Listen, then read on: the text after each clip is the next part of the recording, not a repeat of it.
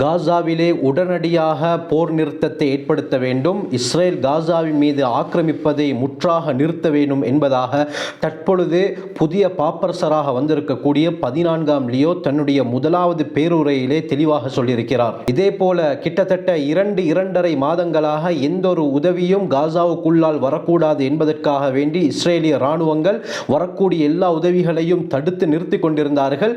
அதுவும் தற்பொழுது மாறி இருக்கிறது. முதல் தடவையாக 2.5 மாதங்களுக்கு பிறகு பலவிதமான உதவிகள் காசாவுக்குள்ளால் நுழையக்கூடிய அந்த காட்சிகளையும் நாங்கள் பார்க்கிறோம்.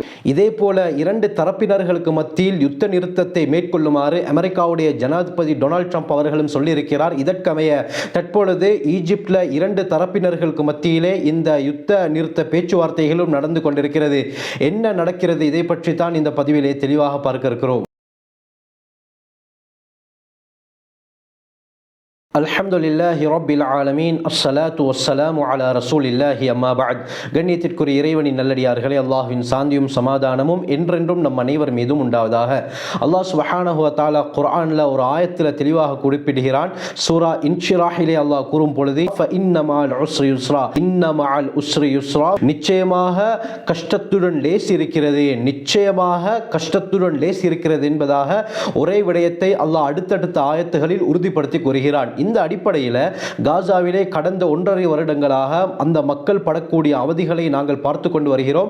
இதுவரைக்கும் 2000-ஐ விட அதிகமான மஸ்ஜிதுகள், பள்ளி வாயில்கள் முழுமையாக தகர்க்கப்பட்டிருக்கிறது. இதே போல 1,20,000-ஐ விட அதிகமானவர்கள் உடல் உறுப்புகளை இழந்து படுகாயமடைந்திருக்கிறார்கள்.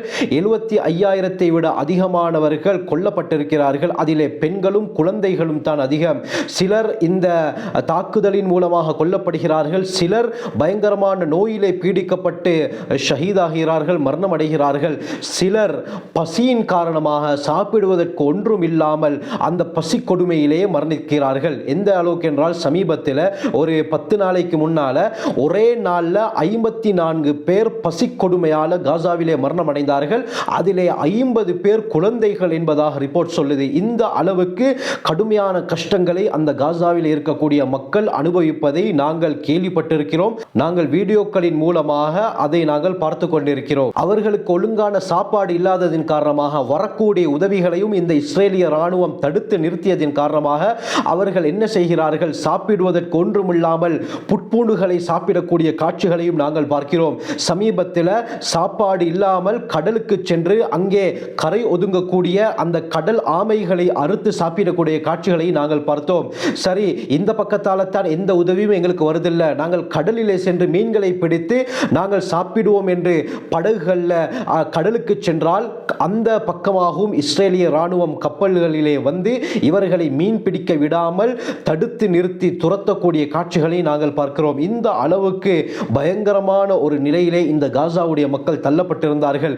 எது எப்படி இருந்தாலும் அல்லாஹ் சுப்ஹானஹு வ தஆலா குர்ஆனிலே சொல்வது போல கஷ்டத்துடன் லேஸ் இருக்கிறது என்ற அடிப்படையில் தற்பொழுது பலர் இதை பற்றி பேச ஆரம்பித்து விட்டார்கள். எந்த அளவுக்கு என்றால், மாற்று மத தலைவர்கள் கூட இந்த காசாவுடைய யுத்தத்தை நிறுத்துமாறு கூறுகிறார்கள். எந்த அளவுக்கு என்றால், ஆரம்பத்தில் முஸ்லிம்களுக்கு எதிரியாக இருந்த பிரான்சுடைய ஜனாதிபதி இமானுவேல் மெக்ரோன் கூட வரக்கூடிய மாதத்திலே நான் பலஸ்தீனை தனி நாடாக அங்கீகரிக்கப் போகிறேன் என்பதாக அவர் சொல்லி இருக்கிறார். இதே போல உலகத்திலே பல நாடுகள், ஹங்கேரியாக இருக்கலாம், டென்மார்க்காக இருக்கலாம், கனடாவாக இருக்கலாம், யூகேயாக இருக்கலாம், அதிகமானவர்கள் காசாவுக்கு குரல் கொடுக்க ஆரம்பித்து விட்டார்கள். தலைவர்கள் உட்பட அந்நிய சமூகத்தை சேர்ந்த சில மாற்று மத நண்பர்கள் கூட போராட்டத்தில் ஈடுபடக்கூடிய காட்சிகளை நாங்கள் பார்க்கிறோம். எங்களுக்கு தெரியும், கடந்த ஏப்ரல் 21ஆம் தேதி கத்தோலிக்க திருச்சபையுடைய ஆன்மீக தலைவர் பாப்பரசர் பிரான்சிஸ் அவர்கள் மரணம் அடைந்தார்கள்.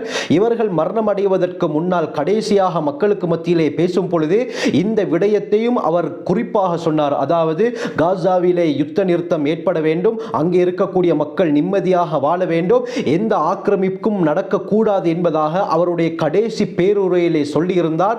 அதற்கு பிறகுதான் அவருடைய மரணமும் ஏற்பட்டது. முழு உலகத்திலும் வாழக்கூடிய 135 கோடி கத்தோலிக்க கிறிஸ்தவர்களுடைய ஆன்மீக தலைவர் தான் போப் பிரான்சிஸ் அவர்கள். இவர் மரணிப்பதற்கு முன்னால் கடைசி பேருரையில் வசியத்தாக வலியுறுத்தி சொன்னார். என்ன, காசாவிலே உடனடியாக யுத்த நிறுத்தம் ஏற்பட வேண்டும், அங்கே இருக்கக்கூடிய மக்கள், பெண்கள், குழந்தைகள் எல்லாம் நிம்மதியாக இருக்க வேண்டும் என்பதாக அவர் வலியுறுத்தி விட்டுத்தான் சென்றார். அதற்கு பிறகு 267வது பாப்பரசராக கடந்த மே 8ஆம் தேதி அமெரிக்காவை சேர்ந்த 14ஆம் லியோ அவர்கள் பொறுப்பாக ஆனார்கள். இவர்கள் பாப்பரசராக வந்ததற்கு பிறகு வத்திக்கானிலே நடந்த முதலாவது பேருரையில் இவர்கள் சொன்னதும் என்ன, காசாவிலே உடனடியாக யுத்த நிறுத்தம் ஏற்பட வேண்டும், அங்கே ஆக்கிரமிப்பு உடனடியாக நிறுத்தப்பட வேண்டும், காசாவில் மட்டுமல்ல ரஷ்யா உக்ரைனுடைய அந்த போருக்கும் ஒரு முடிவு கொண்டு வரப்பட வேண்டும். இதே போல தற்பொழுது இந்தியா பாகிஸ்தானுக்கு மத்தியிலே நடைபெற்ற அந்த போர் ஒரு முடிவுக்கு வந்திருக்கிறது. இரு தரப்பும் போர் நிறுத்த உடன்படிக்கைக்கு ஒத்துக்கொண்டிருக்கிறார்கள். இதை பார்த்தும் நான் சந்தோஷப்படுவதாக 14ஆம் லூயி என்ற புதிய பாப்பரசர் அவர்கள் சொல்லியிருந்தார். போப் பிரான்சிஸ் அவர்கள் மரணிப்பதற்கு முன்னால் கடைசி பேருரையில் சொன்ன விடயமும் காசா மக்களுக்கு நிம்மதி கிடைக்க வேண்டும், யுத்த நிறுத்தம் வேண்டும். இதே போல புதிய பாப்பரசராக தற்பொழுது தேர்வு செய்யப்பட்டிருக்கக்கூடிய 14ஆம் லியோ அவர்களும் சொன்ன விடயம் காசாவிலே உடனடியாக யுத்த நிறுத்தம் ஏற்பட வேண்டும், அவர்களுக்கு அமைதி நிலவ வேண்டும் என்று தான் கூறியிருந்தார். இந்த அடிப்படையில் உலகத்திலே இருக்கக்கூடிய முக்கியமான தலைவர்கள் எல்லாம் தற்பொழுது காசாவுடைய அமைதியை விரும்புகிறார்கள். எத்தனையோ ஐரோப்பிய நாடுகள் காசாவை, அதாவது பலஸ்தீனை தனி நாடாக அங்கீகரிப்பதற்கு முடிவு செய்திருக்கிறார்கள். அதனுடைய முதல் கட்டமாகத்தான் தற்பொழுது பிரான்ஸ் பலஸ்தீனை வரக்கூடிய ஜூன் மாதம் தனி நாடாக அங்கீகரிப்பதாக சொல்லியிருக்கிறது. இதே போலத்தான் கண்ணியமானவர்களே, கடந்த 2.5 மாதங்களாக வெளியிலிருந்து எந்த உதவியும் காசாவுக்குள்ளால் வரவிடாமல் இஸ்ரேலிய ராணுவம் தடுத்துக் கொண்டிருந்தார்கள். ஆனால் தற்பொழுது நிலைமை மாறி இருக்கிறது. வெளியிலிருந்து முதல் தடவையாக நேற்று நிதி உதவிகள் காசாவுக்குள்ளால் வந்திருக்கிறது.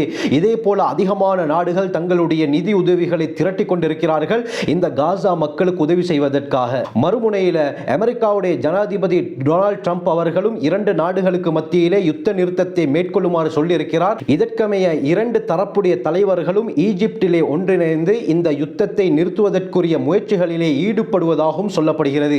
எது எப்படி இருந்தாலும் கண்ணியமானவர்களே, உலகத்திலே அமைதி நிலவ வேண்டும், அந்த காசாவிலே இருக்கக்கூடிய மக்கள் பழைய நிலைக்கு திரும்ப வேண்டும். எத்தனையோ பேர் தன்னுடைய தாயை, தன்னுடைய தந்தையை, தன்னுடைய குழந்தைகளை, தன்னுடைய சகோதர சகோதரிகளை, தன்னுடைய உறவினர்களை, தன்னுடைய உடைமைகளை, தங்களுடைய வீடுகளை இழந்து நிற்கதியிலே இருக்கிறார்கள். காசாவை எடுத்துக்கொண்டால் கண்ணியமானவர்களை 22 லட்சம் பேர் வாழ்ந்த பிரமாண்டமான ஒரு நிலப்பரப்பு. ஆனால் தற்பொழுது கண்ணியமானவர்களை 195% முழுமையாக அழிக்கப்பட்டிருக்கிறது. தங்களுடைய வீடுகளை எல்லாம் இழந்து முகாம்களிலே, ஸ்கூல்களிலே, ஹாஸ்பிட்டல்களிலே, பொது இடங்களிலே வந்து இவர்கள் தங்குகிறார்கள். அப்படி தங்கியும் இவர்கள் நிம்மதியாக இல்லை கண்ணியமானவர்களை. காரணம் என்ன? இப்படியாப்பட்ட இடங்களையும் அந்த இஸ்ரேலிய ராணுவம் விடவில்லை. அவர்கள் திடீரென வந்து இந்த முகாம்களின் மீதும் தாக்குதலை நடத்தி எத்தனை பேர் கொல்லப்படுகிறார்கள் கண்ணியமானவர்களே. இதே போல அமெரிக்காவுடைய ஜனாதிபதி டொனால்ட் ட்ரம்ப் அவர்கள் சென்ற வாரம் கூறியிருந்தார், அடுத்த வாரம் நான் மிடில் ஈஸ்டுடைய முக்கியமான நாடுகளுக்கு வந்து கலந்தாலோசிக்க போகிறேன் என்று. இதன் அடிப்படையில் அமெரிக்காவிலிருந்து அவர் சவுதிக்கு புறப்பட்டிருக்கிறார். சவுதியிலே பேச்சுவார்த்தை நடாத்தப்பட இருக்கிறது. அதற்கு பிறகு அரபு நாடுகளுக்கு மத்தியிலும் அவர் பேச இருக்கிறார். எந்த அளவுக்கு என்றால், கட்டாருடைய அரச குடும்பம் அமெரிக்கா ஜனாதிபதி டொனால்ட் ட்ரம்ப் அவர்களுக்கு 500 மில்லியன் அமெரிக்கன் டாலர் பெறுமதியான ஒரு உல்லாச விமானத்தை அன்பளிப்பு செய்ய போவதாகவும் சொல்லப்படுகிறது.